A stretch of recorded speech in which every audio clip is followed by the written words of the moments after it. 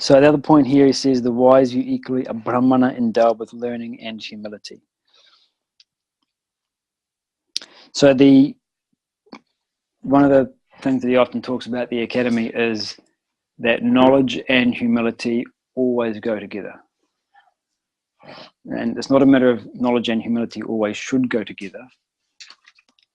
It's like saying the head and the tails always come together. Where there's a head, there's a tail. Where there is knowledge, there is humility. If there isn't humility, there isn't knowledge.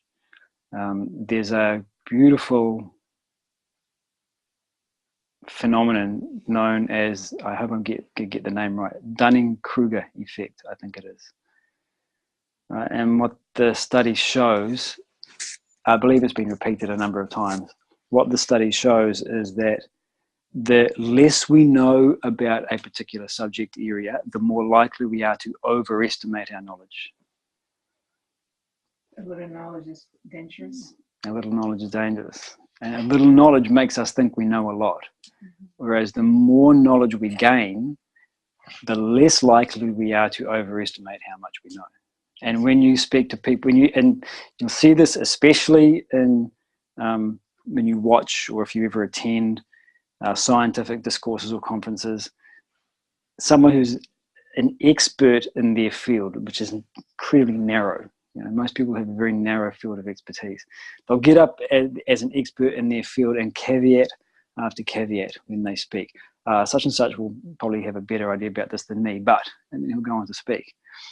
They're constantly giving these little caveats about, I could be wrong. Because they're so knowledgeable, they recognize just how much knowledge there is out there. And so they recognize that, and this is what and even from purely relative or mundane perspective, the more knowledge you gain in any field, you recognize just how connected every piece of knowledge is to something else that you don't quite know yet. And so you become acutely aware of the periphery of your knowledge. Whereas the less you know, you don't have that awareness. And so you think you know. And so, it's natural that once you gain knowledge, there's a sense of humility. Also because, that's even talking in the realm of, as I say, mundane knowledge. But when you gain spiritual knowledge, the effect is to reduce the ego. That's what knowledge does. Knowledge has the effect of reducing the ego. So it's a natural consequence of gaining knowledge. If the spiritual knowledge that we're looking for, or that we're investigating, doesn't reduce our ego, and then it means we haven't understood it. We haven't really understood it. All we've done is acquire the knowledge intellectually, and we've got it stored away as a resource, like anything else. We've acquired something, gathered it, and we've stored it. And we have a sense of possessiveness, we have a sense of ownership, we have a sense of ego. I know. When that knowledge starts to transform itself into wisdom, then the ego starts to dissolve along the way. So you lose that sense of I know. And we take that humility, or we take that arrogance into any field that we go into. So someone who's arrogant in one field will tend to be arrogant in other fields.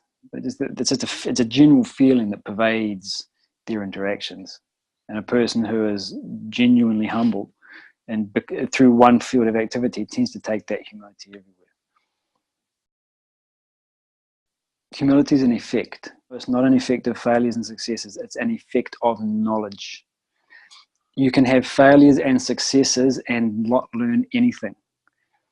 This is why, for example, you see, I know someone, I never use her name, but she's a great example.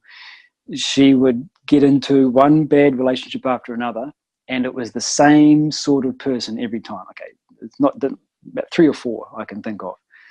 So she'd get into a relationship with a particular type of guy. It'd be right for a while, and then it'd turn terrible, and they'd break up. And then she would get into a relationship with exactly the same sort of person. Be right for a while, terrible. And the third time again it happened. So she had the experience. She went through the joy, went through the sorrow, learned nothing. So what gains wisdom is not experiences, but gaining knowledge. So it comes through reflection upon your experiences. You don't have to go through sorrow or failure to appreciate life. This is a fallacy that is often sometimes sort of given in, no, I wouldn't say pseudo-spiritual circles, but the idea that suffering equals depth. Because I suffered, I have depth of personality now. Yeah, it's possible that you have post-traumatic growth.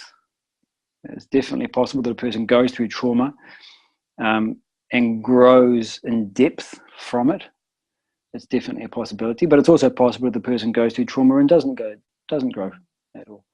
So this is a fallacy that growth comes from hardship. No, growth comes from your relationship to your hardship. Has there been a reflection? Has there been a reckoning with yourself? Then that will bring the depth and that humility that you're talking about.